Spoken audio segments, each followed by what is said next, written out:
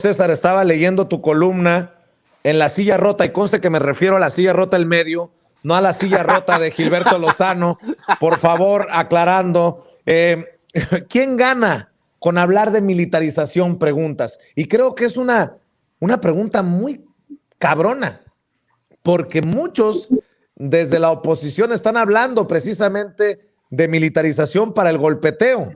Hablar de una supuesta militarización en el país demuestra una infinita ignorancia, dice César Gutiérrez Priego. Desde el privilegio se critica y denosta lo que no se conoce. Los hechos violentos suscitados en el estado de Michoacán en contra del personal militar tienen su razón de ser ante la diversificación de las diferentes actividades delictivas que ejecutan grupos y bandas criminales locales. Luego, entonces, ¿a quién realmente le beneficia que se retire al personal militar?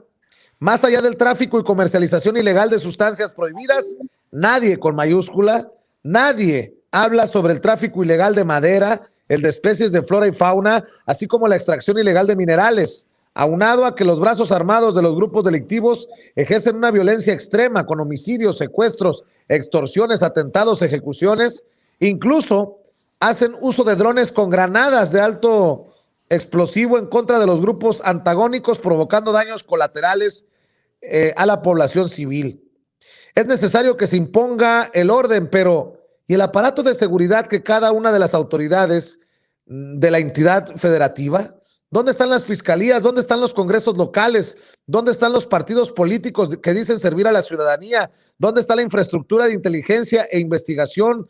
¿Dónde el presupuesto que solo está facturado pero sin que existan resultados?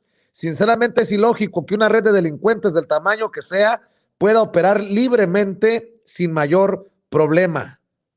Por eso yo te hago a ti la pregunta, César, ¿quién gana con hablar de militarización? Y ojalá que usted que nos está viendo y escuchando lea la columna que publica hoy en La Silla Rota el abogado César Gutiérrez Priego.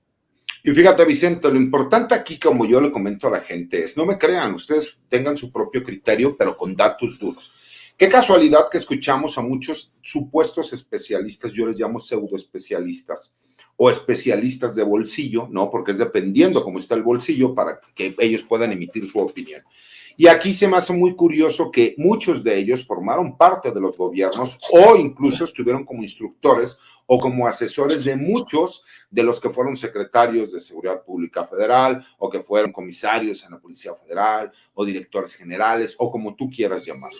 Y me causa poderosamente la atención que ellos tenían una forma de pensar totalmente distinta. ¿Por qué? Porque con todo respeto, esta es la primera vez en la historia que existe un marco jurídico para que las Fuerzas Armadas puedan estar haciendo trabajo de coadyuvancia de forma permanente, con la fuerza permanente del Ejército, Fuerza Aérea y Armada de México para participar en cuestiones de seguridad. Pero queda muy claro que por supuesto que hay ciertos grupos que tienen un interés mezquino en que las Fuerzas Armadas no estén realizando este tipo de trabajo. Ya hemos visto, como lo comento en la columna, situaciones en donde los grupos criminales tienen una capacidad ya bélica y estamos hablando de que ya no afecta solamente cuestiones de seguridad pública, sino también a la seguridad interior. Para que nosotros entendamos, la seguridad interior tiene que ver cuando las instituciones se ven afectadas por grupos criminales. Entonces ya estamos afectando a la seguridad interior. Y entonces sí, lo que es la Fuerza Armada Permanente, la Guardia Nacional, en esa coadyuvancia, tienen que entrar a realizar todos estos trabajos. Y es muy lamentable que veamos a todos estos grupos atacar de forma coordinada y con diferentes puntos de vista, ¿no? Pero todos como dentro de un club de Toby, tratando siempre de denostar el trabajo de las Fuerzas Armadas. Y como desafortunadamente no puede salir la Secretaría de la Defensa Nacional o la Armada de México a defenderse públicamente, porque entonces dirían que ya se militarizó el país y que se está atacando la libertad de expresión, pues obviamente se aprovechan de este tipo de situaciones. Y lo hemos visto también con muchos grupos criminales que utilizan desafortunadamente a muchas comunidades en diferentes regiones del país para manipular a la gente, para tratar de atacar y terminar grabando y tratando de utilizar esa información contra las Fuerzas Armadas y algunas personas como Raimundo Riva Palacios allá en Tamaulipas, que todo mundo sabemos que pertenece y apoya a un grupo criminal y que él, bajo el cobijo de los derechos humanos, sigue utilizando ese poder que tiene para seguir atacando a las Fuerzas Armadas. Entonces yo le pongo a la gente siempre la pregunta: ¿quién se beneficia? ¿Quién gana? ¿Cuál es el verdadero interés en hablar de una militarización que de facto no existe y que está sustentada de acuerdo a la misma Constitución Política de los Estados Unidos Mexicanos y a la Ley Orgánica del Ejército Fuerza Aérea Mexicanos, mi querido Vicente? Así es, mi querido Ramiro, qué pregunta tan relevante en medio de tanto ruido, de politiquería, de jaladas de la oposición. ¿Quién se beneficia de esto? Fíjate que yo estuve leyendo el artículo hoy de César y también yo me hacía la misma pregunta porque hay un tema que subyace detrás de todo este asunto, de toda esta ofensiva que no toca el crimen organizado. No hablan de cómo desmontar los mecanismos que permiten que se expanda el crimen organizado, como bien lo plantea César en el artículo, que es el caso del tráfico de, digamos, los aguacateros, las maderas preciosas, las minas, el asesinato de activistas que puede estar relacionado con el crimen organizado, que probablemente protejan a ciertas mineras de cierto país, que no voy a decir su nombre, pero está al norte de Estados Unidos, y ese tipo de cosas que va uno viendo que el crimen organizado, pues obviamente se va volviendo mucho más sofisticado. Creo que hay una historia muy famosa del periódico Z en Tijuana, que viene al caso, donde le preguntan al general Aponte Polito que por qué no hace nada por la ola de secuestros, creo que fue en los 80s en Culiacán.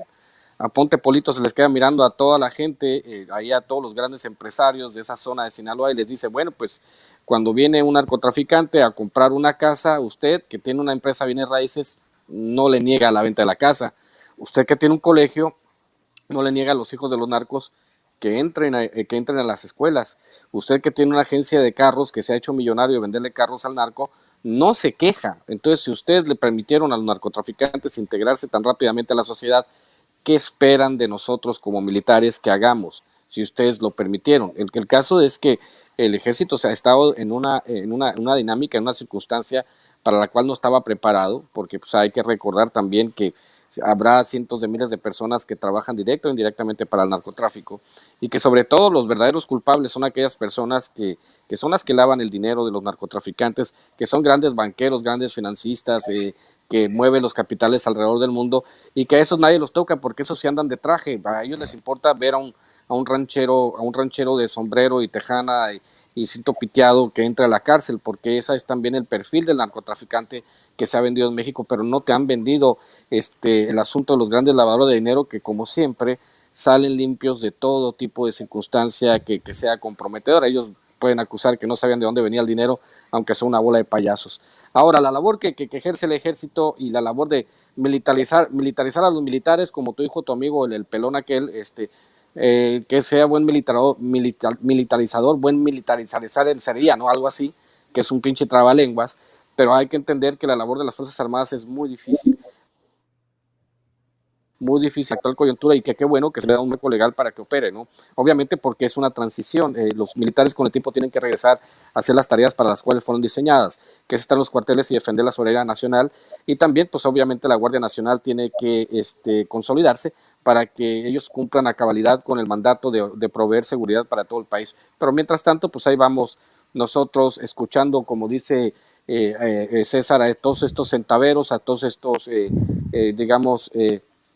cuates que no saben muy bien de qué se trata el asunto, sin investigar mucho, solo salen a ladrar en las redes sociales, mi querido Vicente. Así es, y para cerrar,